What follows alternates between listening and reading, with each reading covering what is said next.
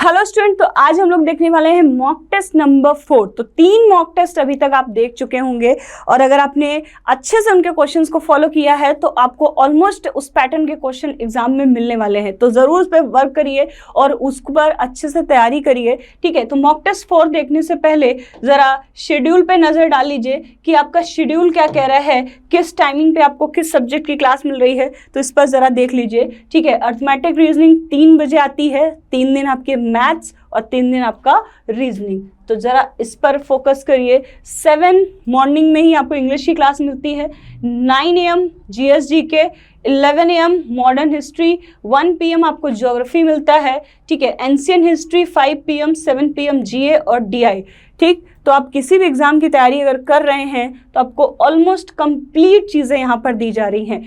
चलिए आगे देखते हैं। टेलीग्राम पे फॉलो कर लीजिए, वहाँ पर बहुत सारी PDF अवेलेबल होती हैं जो कि आपकी प्रैक्टिस में आपको बहुत ज़्यादा हेल्प मिलेगी। UCI डिजिटल इंस्टाग्राम पे फॉलो करिए ताकि आपको UCI से रिलेटेड सारी इन्फॉर्मेशन मिल सके। फेसबुक पर जो पेज है UCI गो डिफेंस के नाम से, उसको भी ज्वाइन कर सकते हैं। इसी के साथ अगर आप डिस्टेंस में रहते हैं या फिर आप ऑफलाइन क्लास नहीं ले पा रहे हैं तो आप हमारी ऑनलाइन ऐप क्लासेस भी ले सकते हैं, जो कि हमारी ऐप है रेविंग्स और काबिल, उस वहाँ से परचेस कर सकते हैं, ठीक है। सारे कोर्सेज मिल जाएंगे आपको वहाँ, इंडिविजुअल कोर्स लेना चाहें या आप कंप्लीट पैकेज लेना चाहें, सारे ही तरीके के कोर्सेज आपको मिल जाएंगे। नेक्स्ट, ल्यूसेंट का अगर आप कंप्लीट बुक का सोल्यूशन देखना चाहते हैं तो वो भी अवेलेबल है, आपको इसी ऑनलाइन ऐप पर मिल जाएगा।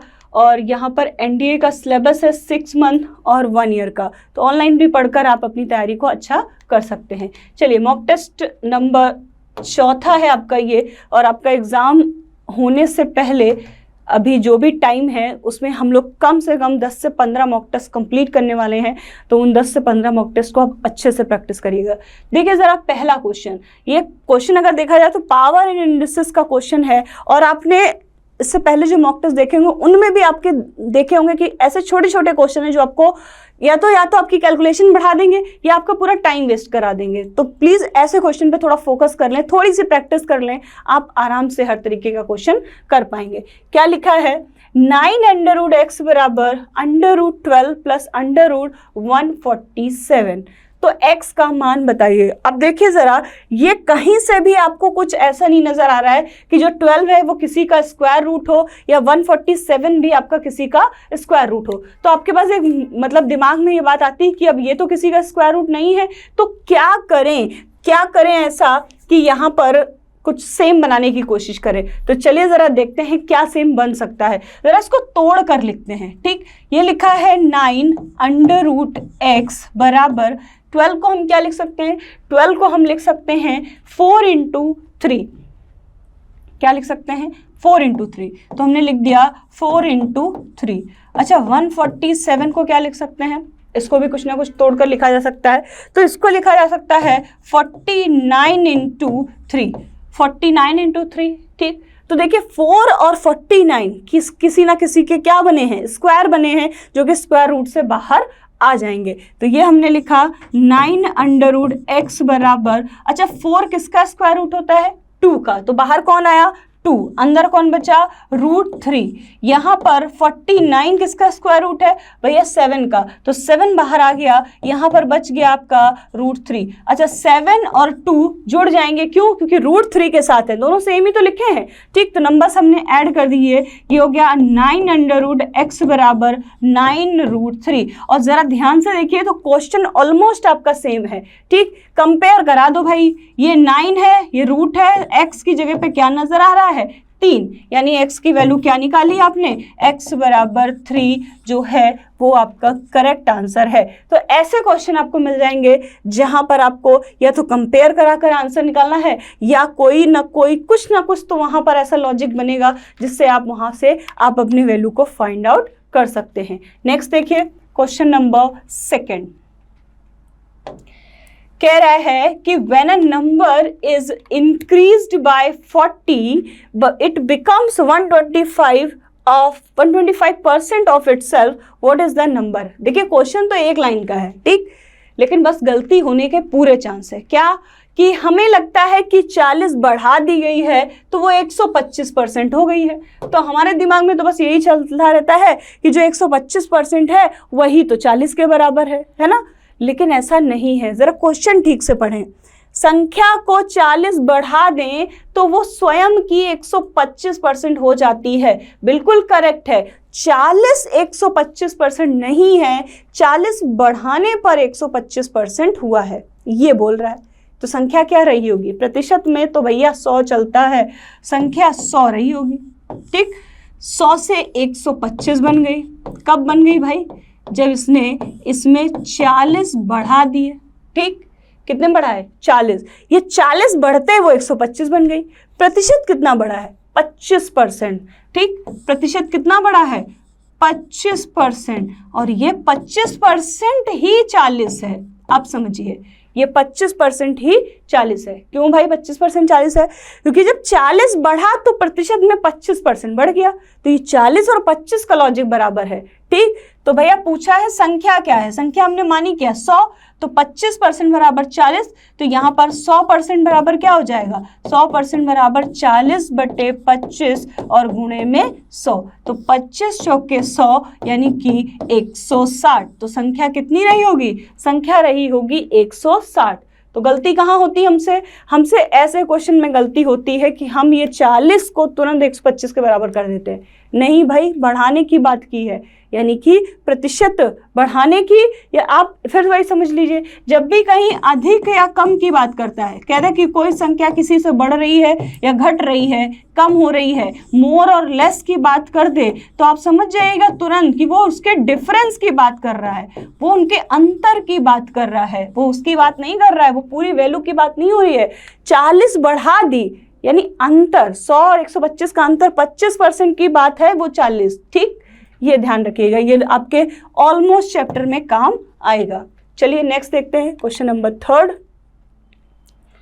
क्वेश्चन नंबर 3 क्या कह रहा है? अगर आपने प्रैक्टिस सेट एवरेज का देखा है बहुत ही अच्छे तरीके से, तो आपने ये क्वेश्चन आराम से कर लेंगे, कि वहां पर मैंने गलती जो बाय मिस्टेक टाइपिंग से गलत लिख जाते हैं नंबर, उन पर बेस्ड क्वेश्चन बताए हैं। तो ये वैसा ही क्वेश्चन है कि 30 संख्याओं का औसत 106 है, देखा गया कि औसत में गलती हो गई। क्या हुई कि जो 82 था और जो 136 था, वो गलती से 82 को इन्होंने 92 लिख दिया और 136 को गलती से 186 लिख दिया। गलती हो गई 2 नंबर में। ठीक, कुछ गलत कर दिया। बताओ सही एवरेज क्या है?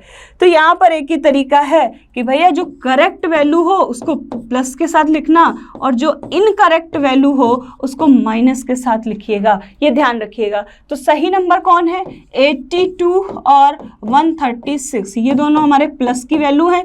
और जो गलत नंबर है वो कौन है? वो है माइनस का 92 और माइनस का 186, ये गलत है और वो सही है। तो भैया गलत और सही का तरीका क्या है कि भैया गलत लिखते हैं जरा, और सारा कुछ खेल किस पर चलता है? एवरेज पे। तो एवरेज कौन है? 106। सही कौन है? प्लस का 82 और प्लस का 136। गलत कौन है? माइनस का 92 माइनस का 186। और नंबर, अच्छा जो भी फर्क पड़ा है उनका जो माइनस प्लस जो भी आएगा वो इस नंबर की वजह से होगा ना।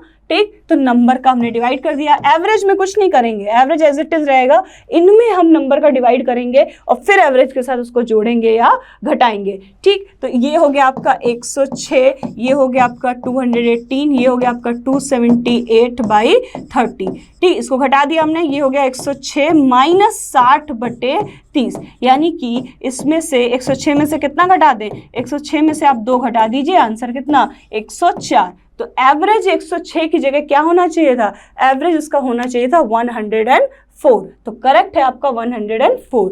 नेक्स्ट देखिए क्वेश्चन नंबर 4। क्वेश्चन नंबर 4 देखिए, इसमें बेसिकली 2 क्वेश्चन हैं। ठीक है, एक तो आपसे नॉर्मली एक क्वेश्चन पूछ लेता है कि इसका क्या बता दीजिए, ये किससे विभाजित होगा, यानी किससे डिविजिबल होगा, एक क्वेश्चन ये पूछ लेता है। और साथ में पूछ लेता है पॉजिटिव फैक्टर बताइए। तो ये एक ही क्वेश्चन में 2 क्वेश्चन है कि ये डिविजिबिलिटी भी पूछ लेता है और नंबर ऑफ फैक्टर भी। तो दोनों जरा करते हैं। अगर कभी भी ऐसा क्वेश्चन आपको नजर आए, करना क्या है, कुछ कॉमन नजर आ रहा है। क्या कॉमन नजर आ रहा है? मैंने ले लिया 4 की पावर 11 कॉमन, तो ये क्या बचा 1, ये क्या बचा 4 की पावर 1, यहाँ क्या बचा 4 की पावर 2, यहाँ क्या बचा 4 की पावर 3। ठीक, तो ये हो गया 4 की पावर 11, ये हो गया 1 प्लस 4 प्लस 16 प्लस 64, ऐड कर लीजिए, ये हो गया 4 की पावर 11, ये हो गया आपका 85। ठीक, अब आपसे कहता है किससे डिविजिबल है, तो ऑप्शन में या तो 17 होता है, या तो 5 होता है, या तो 85 होता। ठीक, 85 को हम तोड़कर लिख देते हैं 17 गुणे 5, तो वही आपका आंसर हो जाता। पर कह रहे हैं पॉजिटिव फैक्टर बताइए। अच्छा, पॉजिटिव फैक्टर निकालने का तरीका क्या है कि जो पावर हो फैक्टर की उसमें एक जोड़कर पॉजिटिव फैक्टर बना देते हैं। तो जरा देख लो भाई, इसको जरा तोड़ के लिख लेते हैं। ये हो गया 4 की पावर 11 इंटू 85 को फैक्टर बनाइए 5 गुणे 17। क्या इसके अलावा कोई और फैक्टर हो सकता है 85 का? नहीं। ठीक, इसकी पावर कितनी 1, इसकी पावर कितनी 1, जो पावर होती है उसमें +1 करके गुणा किया जाता है। ये 11, तो 11 प्लस 1 गुणा किया, ये 1, तो 1 प्लस 1 इंटू ये भी 1, तो 1 प्लस 1, ये आपका हो गया 22, ये हो गया 2 और ये हो गया 2। ये आपका कितना बन गया, यहाँ पर आप मल्टीप्लाई कर लीजिए, ये आपका हो गया कितना, यहाँ पर 9 एक 11 और एक 12, 1 मिनट 22 कहाँ से हो गया, ये आपका बन गया 12 इंटू 2 इंटू 2, तो ये आपका हो गया 48। यानी कि जो हाँ, अच्छा एक चीज हम यहाँ पर भूल गए कि भैया 4 के भी तो फैक्टर हो सकते हैं, वो गलती हमने कर दी। 4 को क्या लिख सकते हैं, 2 की पावर 2 की होल पावर 11, 5 की पावर 1 इंटू 17 की पावर 1। तो ये ना गलती करें कि 4 के भी तो फैक्टर हैं, तो ये बन गया 2 की पावर 22, ये बन गया 5 की पावर 1, ये बन गया 17 की पावर 1। तो भैया सबका डबल डबल कर दो, 22 प्लस 1 23 और 1 प्लस 1 2 और ये 2, तो ये आपका हो गया कितना 92। तो इसका करेक्ट आंसर जो है वो है ऑप्शन नंबर फर्स्ट, यानी कि 92, ये इसका करेक्ट आंसर है। नेक्स्ट देखिए क्वेश्चन नंबर 5। क्वेश्चन नंबर 5 देखिए, 25 की पावर x प्लस वाई बराबर 1, 3 की पावर 4x प्लस वाई बराबर 1/27, एक्स वाई का मान बताइए। तो भैया एक्स वाई का मान बताने के लिए या तो x का मान मिले, y का मान मिले, उसके बाद ही आप बताएंगे। तो जरा देखिए, ये लिखा है 25 की पावर x प्लस वाई, ये लिखा है 1, तो क्या 1 को हम 25 की कोई पावर में लिख सकते हैं? बिल्कुल लिख सकते हैं। अगर ध्यान हो आपको कि किसी भी पावर की अगर किसी भी वैल्यू की पावर अगर 0 है तो उसका मान 1 होता है, तो क्यों ना इसे 25 की पावर 0 बना दें। क्यों? क्योंकि हमें तो यहाँ से बेस कम क्या करना है, सेम बनाना है।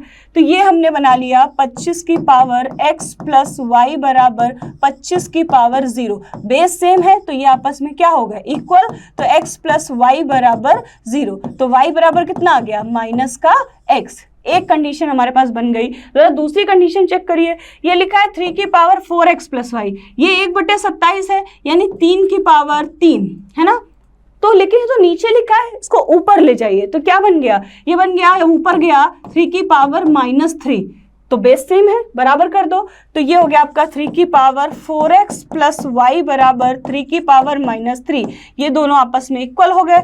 तो 4x प्लस वाई बराबर -3। एक्स वाई की कंडीशन में पता है यहाँ रख दो, एक्स वाई की जगह -x रख दिया हमने, तो 4x माइनस x, ठीक है, बराबर -3। यहाँ से हो गया 3x बराबर -3, तो x बराबर क्या निकला, -1। अगर x बराबर -1 है तो y बराबर क्या होगा, 1, क्योंकि यहाँ दिया हुआ है दोनों आपस में क्या है, उल्टा है साइन में, तो दोनों का गुणा कितना, -1। x एक +1 है और एक -1 है, यानी दोनों का मल्टीप्लाई क्या आ गया, -1। तो इस तरह से छोटी छोटी चीज़ें सॉल्व करके आप इन क्वेश्चन को बहुत ही अच्छे तरीके से कर सकते हैं। तो ज़रूर प्रैक्टिस जरूर करिएगा और कमेंट में जरूर बताइएगा कि आपको क्वेश्चन कैसे लगे। मिलेंगे नेक्स्ट वीडियो में। जय हिंद।